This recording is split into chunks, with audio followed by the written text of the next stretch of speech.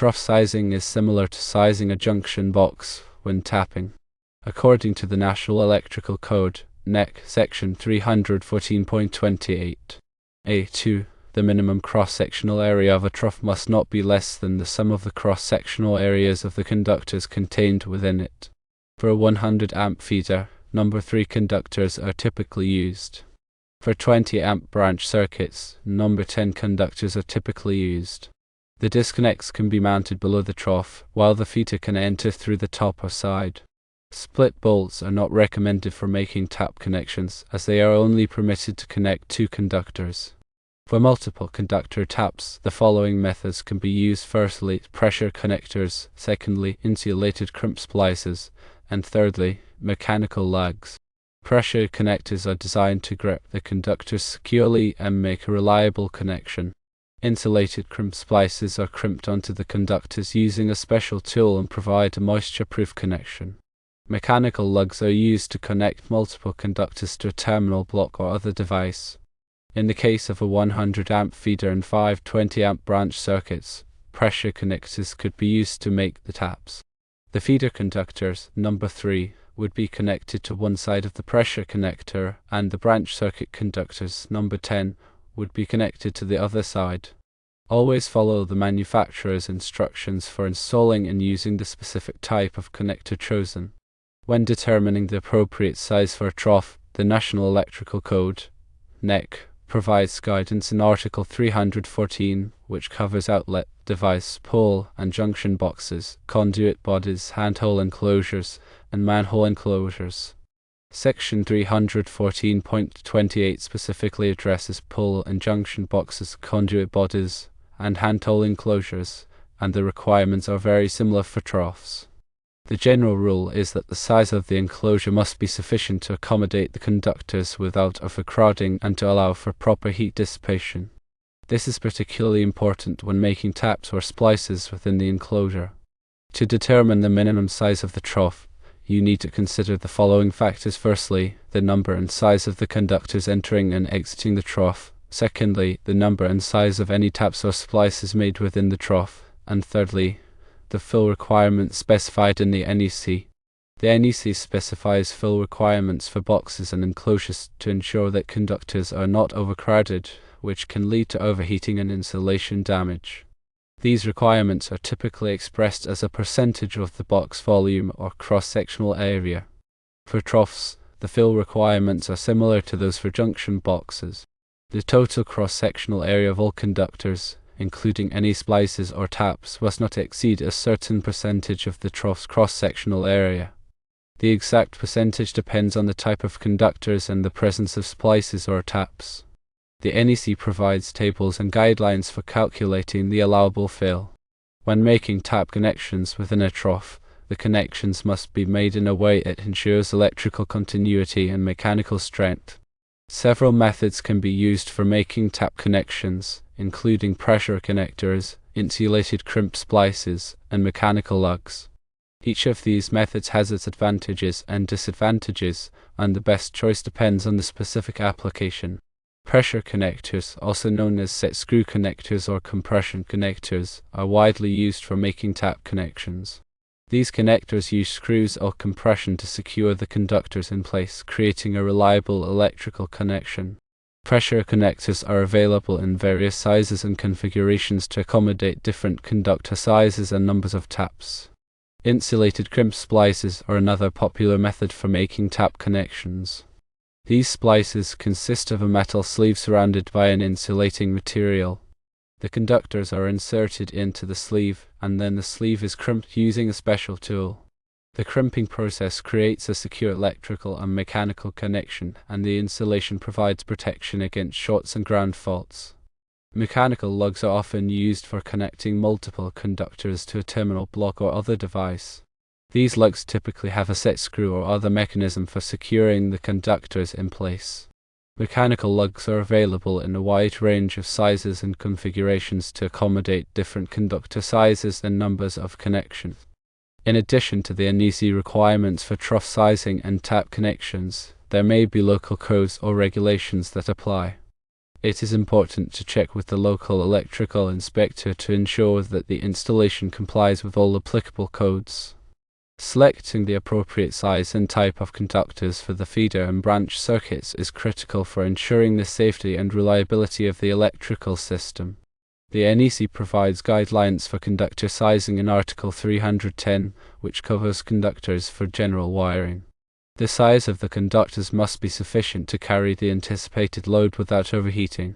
The NEC provides tables that list the allowable ampacities for different conductor sizes and types. These tables take into account the conductor material, insulation type, and ambient temperature. For a 100 amp feeder, number 3 conductors are typically used, as they have an ampacity of 100 amps when using copper conductors with a 75°C insulation rating. However, it is important to consult the NEC tables to determine the correct conductor size for the specific application. For 20 amp branch circuits, number 10 conductors are typically used, as they have an ampacity of 30 amps when using copper conductors with a 75°C insulation rating. Again, it is important to consult the NEC tables to determine the correct conductor size for the specific application. The disconnects are mounted below the trough, while the feeder can enter through the top or side. This arrangement allows for easy access to the disconnects for maintenance and troubleshooting. It is important to ensure that the disconnects are properly supported and that the wiring is neatly organized. Split bolts are not recommended for making tap connections, as they are only permitted to connect 2 conductors. Split bolts are designed for making inline splices, where 2 conductors are joined end to end. They are not suitable for making tap connections, where 1 or more conductors are connected to a main conductor. For multiple conductor taps, pressure connectors, insulated crimp splices, and mechanical lugs can be used. Pressure connectors are designed to grip the conductors securely and make a reliable connection. These connectors are available in various sizes and configurations to accommodate different conductor sizes and numbers of taps. Insulated crimp splices are crimped onto the conductors using a special tool and provide a moisture-proof connection. These splices are ideal for applications where moisture or corrosion is a concern. Mechanical lugs are used to connect multiple conductors to a terminal block or other device. These lugs are often used in control panels and other industrial applications. In the specific case with a 100 amp feeder and 5 20 amp branch circuits, pressure connectors could be used to make the taps. The feeder conductors, number 3, would be connected to one side of the pressure connector, and the branch circuit conductors, number 10, would be connected to the other side. It is important to select pressure connectors that are rated for the appropriate conductor sizes and ampacities. Always follow the manufacturer's instructions for installing and using the specific type of connector chosen. The manufacturer's instructions provide detailed information on how to properly install the connector and ensure a reliable connection. Failing to follow the manufacturer's instructions can result in a loose connection, which can lead to overheating and electrical failure. Grounding is an essential aspect of electrical safety and is covered in Article 250 of the NEC. Grounding provides a path for fault current to flow back to the source, which helps to trip the circuit breaker or fuse and prevent electrical shock. The trough must be properly grounded to ensure that it is at the same potential as the earth. This can be achieved by connecting a grounding conductor to the trough and bonding it to the building's grounding system. The grounding conductor must be sized according to the NEC tables based on the size of the feeder conductors. In addition to grounding the trough, it is also important to ground the disconnects and other electrical equipment. This can be achieved by connecting a grounding conductor to each piece of equipment and bonding it to the building's grounding system. Overcurrent protection is another critical aspect of electrical safety. Overcurrent protection devices, such as circuit breakers and fuses, are designed to protect the electrical system from overloads and short circuits. The feeder and branch circuits must be protected by overcurrent devices that are sized according to the NEC requirements. The size of the overcurrent device must not exceed the ampacity of the conductors being protected. For a 100 amp feeder, a 100 amp circuit breaker or fuse would typically be used. For 20 amp branch circuits, 20 amp circuit breakers or fuses would be used. In addition to the NEC requirements, there may be local codes or regulations that apply. It is important to check with the local electrical inspector to ensure that the installation complies with all applicable codes. Electrical work can be dangerous, and it is important to take precautions to protect yourself from electrical shock. Always to energize the circuit before working on it, and use appropriate personal protective equipment such as rubber gloves and safety glasses. If you are not comfortable working with electricity, it is best to hire a qualified electrician to do the work. Proper planning and execution are essential for ensuring the safety and reliability of the electrical system. By following the NEC guidelines and taking the necessary precautions, it is possible to create a safe and efficient electrical installation. Remember to always consult the latest edition of the NEC and any applicable local codes or regulations before beginning any electrical work. Trough sizing and tap connections are critical aspects of electrical installations that require careful consideration. The NEC provides detailed guidelines for ensuring that these installations are safe and compliant.